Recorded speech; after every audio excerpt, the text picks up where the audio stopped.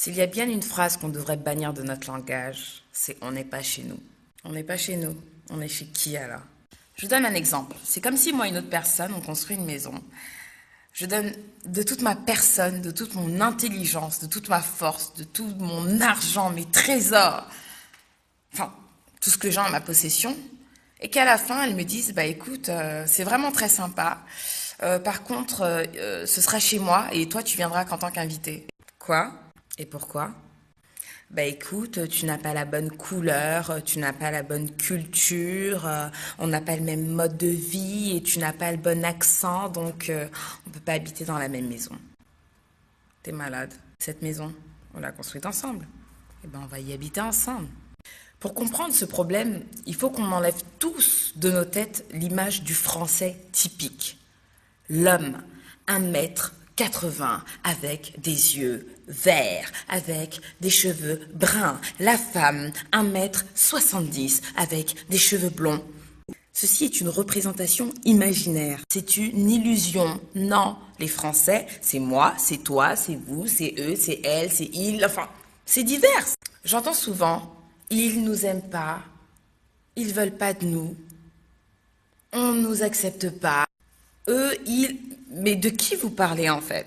Vous vous basez sur le discours de certains racistes qu'on vous montre à la télé?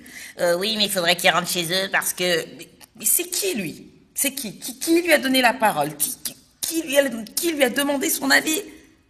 Moi, j'attends pas que quelqu'un décrète. Écoutez, mademoiselle, vous êtes chez vous.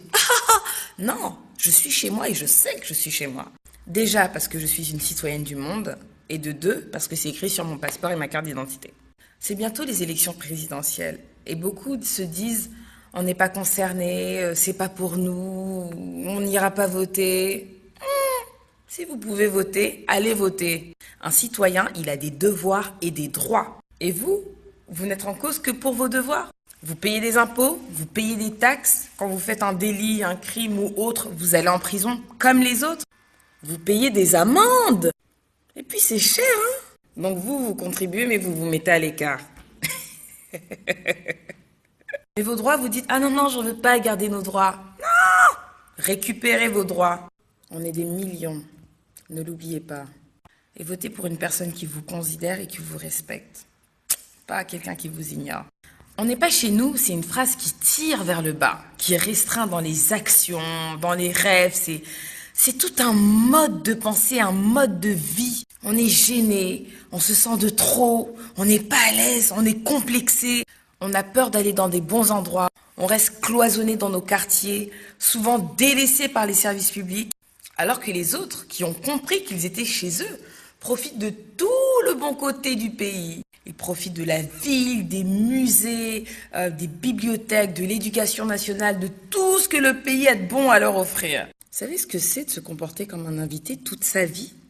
Moi, je regarde les invités qui viennent chez moi. Ils n'ont pas leur mot à dire. Même pour manger, c'est difficile. Pour boire, ils enlèvent leurs chaussures, ils vont aux toilettes, ils savent pas trop. Mais c'est pas une vie, hein. C'est un rapport de force.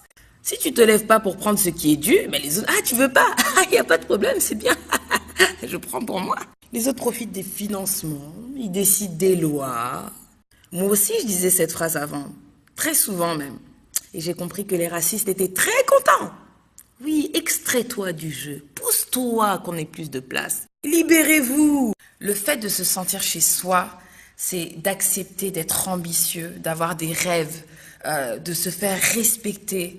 C'est d'être libre, c'est de savoir dire non à certaines choses, c'est de se faire entendre, de s'approprier le territoire pour ne pas le laisser dans les mains de certains racistes. Se sentir chez soi, c'est ne pas accepter les miettes. Aujourd'hui, c'est fini. Je pense que vous n'avez pas l'habitude d'entendre ce discours. Si vous avez des questions ou si vous n'avez pas compris certains points, n'hésitez pas à m'envoyer des messages ou m'envoyer un mail. Et surtout, partagez-la au maximum. On est chez nous et on n'acceptera plus jamais qu'on nous dise le contraire.